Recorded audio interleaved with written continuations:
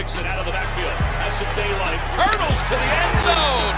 In for the score, and he took a lick from Miles Jack, but he hung on. Welcome to New Stripe City, a YouTube channel for diehard Bengals fans. I'm your host, Ace Boogie. If you're new here, what we do here is provide Bengals insight, analysis, interviews, all kind of cool stuff like that. Film reviews are another thing that we provide here.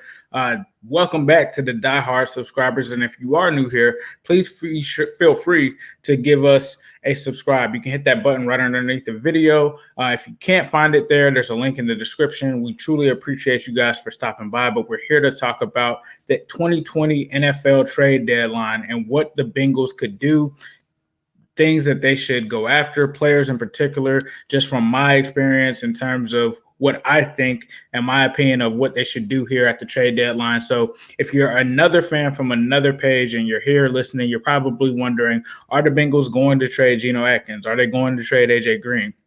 Are they going to trade John Ross? I think AJ Green is staying here. Some people may speculate that, but I think that the cap shows the fact that he signed that franchise deal for the 1 year. I think he's going to return. I think he's on a good place and in a good place with the Bengals and this organization so far. When you talk about Geno Atkins, I think it's more of the same there. And I think that if you do move on from those guys, or if they do move on from those guys, it's not going to be today or anything like that. I personally want to keep both of them. I'd like for them to both retire Bengals because we have to build a certain sense of culture here. It would be nice to keep some of our best players in stripes for their careers. But in terms of people that I do believe could potentially be traded, I think John Ross is definitely a guy that they could be looking to move here. I mean, this is the last day of the trade deadline. So if they are going to make a move on Ross, especially with the emergence of a guy like Auden Tate that we just saw come off of a big game, the fact that AJ Green, Tyler Boyd, and T. Higgins are all playing well together and they're 4 deep, there's really no need for them to keep John Ross. The only thing is they could potentially keep them because they think that they could get a comp pick that may be worth more. So we'll have to see what they decide to do there. In my opinion, it's just best for us to just go ahead and move on from John Ross. I have a video that I already called "It's Time to Trade John Ross." Let him go. Let him get an opportunity to play somewhere. We'll have to see because the Bengals, they're not in the business of making moves that aren't best suited, I believe, for them. So that could be a potential issue there. So I think you should also pay attention to certain moves that I believe that they should make. And I think that they should go after a guy like Evan Engram. I talked about it on the Orange is the New Black podcast. I've been talking about it for a while. I think Evan Engram is a guy that could come in and fill a need, not only for the current season, but moving forward as well, because the Bengals clearly need a tight end in this offense. Ever since CJ Uzomah went down, they literally have not had a reliable option there. Drew Sample has been up and down. Ethan Carter, more of a blocker, did have a big catch in this past game, but not guys that are going to really draw the defensive assignments like that. And I think if you add a guy like Evan Engram, it's essentially what you kind of gave up when you let Tyler Eifert walk out the door. Now, yes, he's not much of a blocker, but he is a dynamic player, and he can be had for, it seems like, a day 3 pick, which to me is a no-brainer. If you can get Evan Engram coming in at the price that he's coming in right now, which would be $2 million, if I'm not mistaken, in salary, and then it goes up to $6 million next season, that still is a pretty solid option for Joe. It gives him a tight end that's dynamic. It gives him another receiver, and it really also adds another dimension to this offense that they've been lacking.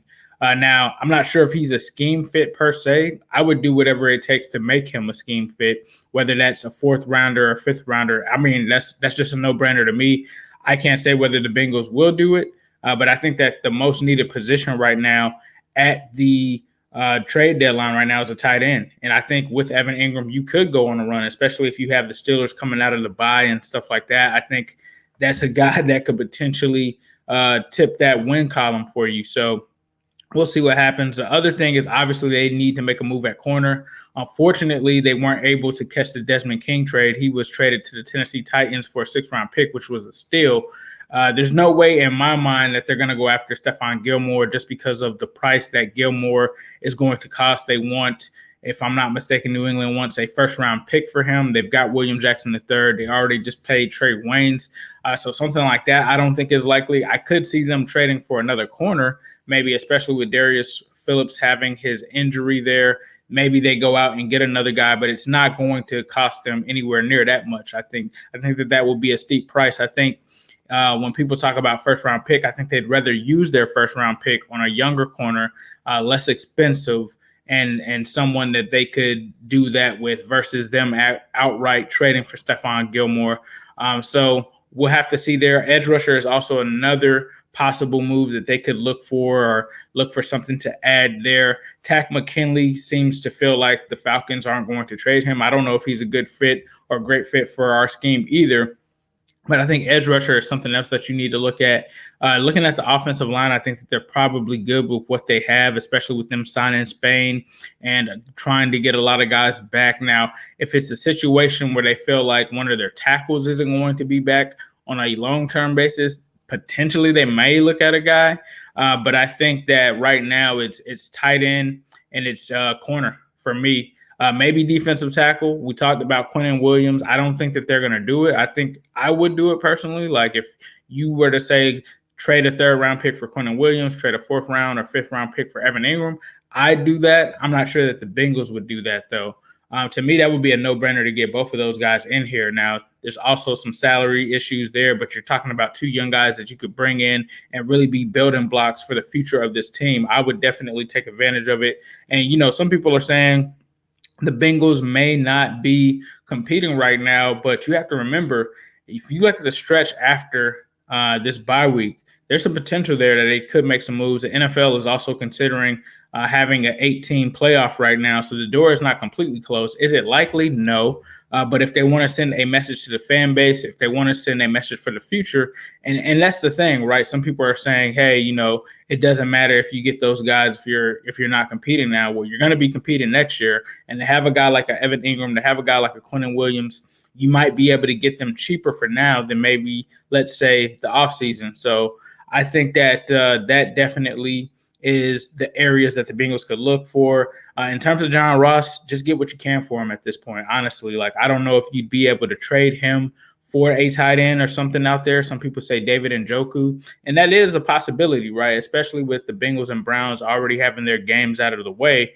But if Ross were to stay there in Cleveland and sign long-term after the season, that would probably be something to the dismay of the Bengals front office. So there's that to account for. But I think a John Ross for a David Njoku swap, if they weren't in the same division, would make perfect sense, especially with Mike Brown not really liking the Browns that much. He has shown in the past that he was able and willing to try to deal A.J. McCarron to them, but we all know how that turned out. John Ross, I agree. Someone in the comments says that John Ross should go to the 49ers. I think so, too. There's a couple of teams I would say, the 49ers being one of them. Any teams in the NFC, I think, would make the likelihood of a trade more than likely. But I would definitely send him to the West Coast, being that he's got a family or anything, and not trying to take that outside of it. But I think, with him having a son and stuff like that, it'll be an easy transition for them to go back to the West Coast somewhere out in that area. But at the end of the day, they're going to have to trade him to whoever gives the best offer for him. So I think that they should go ahead and do that. I think that they're playing their hand and thinking that they're going to get a better comp pick for Ross than maybe the price that they have now, and that comes with not playing him. Like teams have not been able to really get a grasp on what John Ross is, especially when you talk to people around the league. They just don't know what's going on there with that situation, especially with him being so talented, especially with him being a first-round pick, and rightfully so. They're going to try to lowball you on a guy like John Ross when they're trying to step into that trade room and get into it. And so we'll have to see. A lot of people also have talked about Kevin Zeitler. I don't think that that's likely. The only reason I say that is because with them going out and signing Quinton Spain, making the trade for Carlos Dunlap for B.J. Finney, maybe they feel like they already have solidified that guard position. And then you also have the fact that who am I thinking of? You also have the fact that there's Xavier Su'a-Filo, that's who I'm thinking of, is going to also be back too. So I think that they like those guys. Kevin Zeitler, it would be nice. I don't think that is likely, but we'll see. We'll see. If it does happen, it wouldn't be too surprising, but I'm not sure how it would fit for them for the future. I'd rather definitely have Engram because that's the guy who's 26 years old, still has a lot of time left. I don't know where Zeitler is on that deal that he ended up getting in Cleveland. And it just seems like Zeitler's just been tossed around, like no offense to him or anything like that. Didn't work out with the Browns. They traded him, goes to the Giants. Giants don't seem to want him, and they're going to trade him. So, Kevin Zeitler, maybe not the guy that we really thought that he was in Cincy. I don't know how his career has gone afterwards, but it doesn't seem like teams have had a problem with moving on from him. So with that being said, I'm not sure if we're going to see anything today. Like I said, I would like to see a John Ross trade. Sean Williams, being that he played well this past Sunday, I don't know if that means that they're going to keep him. Von Bell played well. Jesse Bates played well. Sean Williams, to me, starting quality safety. If you have a team out there that really needs one, I would think that you could move him as well. And depends on what they want to do there. If Sean Williams is part of the plan, maybe he stays here for this last year. But if they do want to make a move, I think that he's another trade chip that they could use. So with that being said, thank you guys for listening to this. This is New Stripe City. It's a YouTube channel for diehard Bengals fans. I'm your host, Ace Boogie. Please be sure to join our Flick Chat. We're also doing a giveaway for the Xbox One S for Flick Chat. So for more details on that, go to my Twitter at New Stripe City. Join that today. I'm also doing a giveaway where I'm going to give you guys $50. Someone can get $50.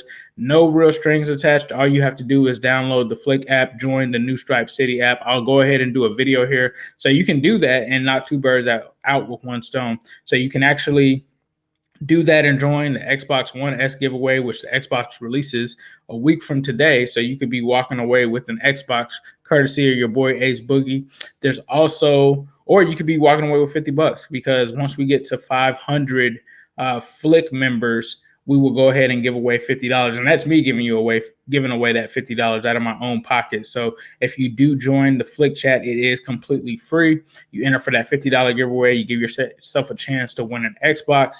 And then the third thing is Flick, the company, and this company was from the creators of FanDuel. They're also doing something where if you fill out a survey for them, you get entered to win a chance at $100. So $100, $150 in the Xbox One S. I don't know where else you're going to get that offer from for simply just giving, a couple minutes of your time and not having to pay anything, not having to give anyone your information or anything like that. So please be sure to check it out. I'll go ahead and play this promo here. But I appreciate you guys for listening. And as usual, I'm going to leave you guys with a who day all day, every day, especially on Sunday.